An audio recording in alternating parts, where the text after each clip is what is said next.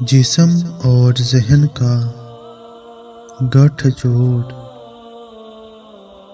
क्योंकि इन दोनों का एक दूसरे के बगैर गुजारा नहीं, इसलिए नफ्स के ये दोनों हिस्से एक दूसरे के साथ एक मुआहदे में बंधे हैं, और वो है एक दूसरे की खातिर जीना और एक दूसरे की हर हद तक मुमकिन मदद करना। इंसान के जिस्म को क्योंकि सिर्फ और सिर्फ भूख और जिनसी पैदावार से गर्ज है, इसलिए यही इसकी पहली और आखिरी डिमांड है, जिसे ज़हन को हर सूरत पूरा करना है, चाहे इसके लिए इसे कुछ भी करना पड़े। नफ्स का तीसरा हिस्सा यानी हवास इस सारी सूरत-ए-खार में गुलामों का सा किरदार अदा करते हैं। जिस्म की हर किस्म की भूख दूर करने के लिए ज़हन इंसान को, चाहे वो मर्द का हो या औरत का, दुनियादारी के अजीम जार में खुद अपनी मर्जी से फंसना पड़ता है। यह खालिक कायनात का मंशा है कि इंसान को आजमाया जाए, इससे फरार मुमकिन नहीं और ना ही किसी भी सूरत काबिले सताइश है। ज़हन के लिए सबसे ज़रूरी काम टास्क जिस्म को ज़िंदा रखना और इसकी डिमांड्स को हर वक्त पूरे करते रहना है, क्योंकि जिस्म की मौत ज़हन की नाकामी है। इस चक्कर को चढ़ाए रखने के लिए हवास का बेज़राए के इस्तेमाल होता है। हवास की मदद से ज़हन हर वक्त हर तरफ से मालूमात इकट्ठी करता रहता है, ताकि बचाव के ज़्यादा से ज़्यादा तरीकों का मालिक हो सके, क्योंकि इसे हर सूरत दुनिया में अपना वजूद कायम रखना है।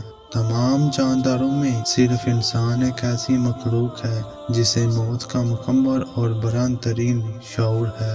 ये खूब जानता है कि इसे मर जाना है। मौत का खौफ इसे हर वक्त बेचैन रखता है। ये बेचैनी जल्दबाजी को पैदा करती है। इंसान मरने से पहले कुछ करना चाहता है, कुछ भी, और इंसान जल्दबाज है। ज़हन की अवलैन जबलत अदम तहफ़्फ़ुज़ का एहसास है।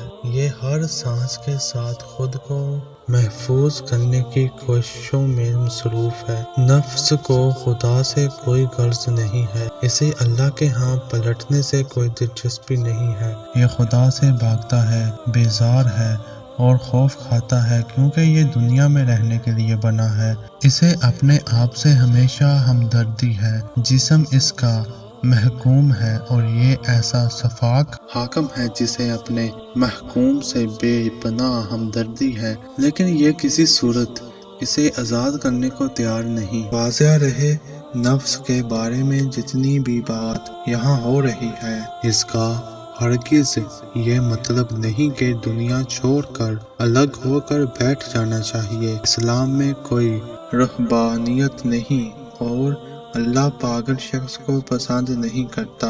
ये एक अटल हकीकत है कि हमें इस दुनिया में इसी वजूद और ज़हन के साथ जीना है। ख्यालात से मुकम्मल नजात कभी मुमकिन नहीं है। नफ्स की पेचीदगियों को मुकम्मल तौर पर जान लेने का दावा सिर्फ और सिर्फ दिमागी खुलजान ही करा सकता है। असल राज ये है कि ज़हन की फितरत है कि जब यह किसी शय को जान लेता है तो इस शय की अहमियत, ताकत और हैबत इसकी नज़रों में हमेशा के लिए ख़त्म हो जाती है। नफ्स का इल्म हासिल कर लेने के बाद ज़हन आहिस्ता आहिस्ता नफ्स की क़यादत से आज़ाद हो जाने को मुमकिन समझने लगता है।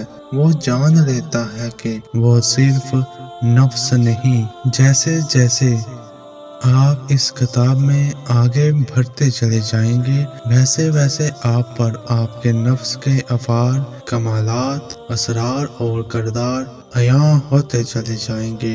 ये आपके ज़हन के लिए नई मालूमात है, ये नया डाटा है। इससे आगाह हो जाने के बाद ज़हन में इसके नस्ब इंसडार हो जाने के बाद आपकी अहमियत आपकी अपनी नज़रों में تبدیل ہونا شروع ہو جائے گی۔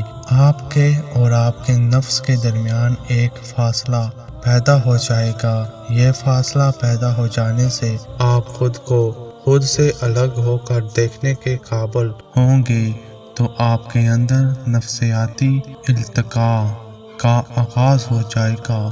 آپ جسے میں سمجھتے چلے آئے ہیں آپ کو صاف نظر آنے لگے گا۔ بہت بڑا دھوکہ ہے خود ساختہ مسائل۔ نفس سے لا علمی کی وجہ سے پیدا ہونے والی نفسیاتی الجھنیں، دکھ، درد اور قرب، حسد، غصہ، نفرت اور انتقام، حد سے زیادہ آگے بڑھنے کی مبالغہ آمیز خواہش ہی اس بات کا بے قرار دکھ ہے۔ اس بات کا بے قرار دکھ کہ آپ کو کوئی نہیں سمجھتا، نہ ہی کوئی جانتا ہے کہ آپ کیا چاہتے ہیں۔ سب کچھ تحلیل ہونے لگے گا اور دھیرے دھیرے پردے کے پیچھے سے ایک باوقار سلجھا ہوا اللہ کی رضا میں راضی اور اس کی دوستی کے مجاز میں کندھا ہوا ساری دنیا کے لیے سرتاپا محبت ایک نیا انسان نمودار ہونے لگے گا۔ نفس کی تربیت اسے اثر علم کی فراہمی سے ہی ممکن ہے۔ اسلام میں نفس کو مارا نہیں جاتا بلکہ اسے اللہ کی راہ میں مسلمان کیا جاتا ہے، اپنا ساتھی بنایا جاتا ہے، سب سے وفادار اور مخلص ساتھی، جو بغیر علم کے ہمارا سب سے بڑا دشمن ہے۔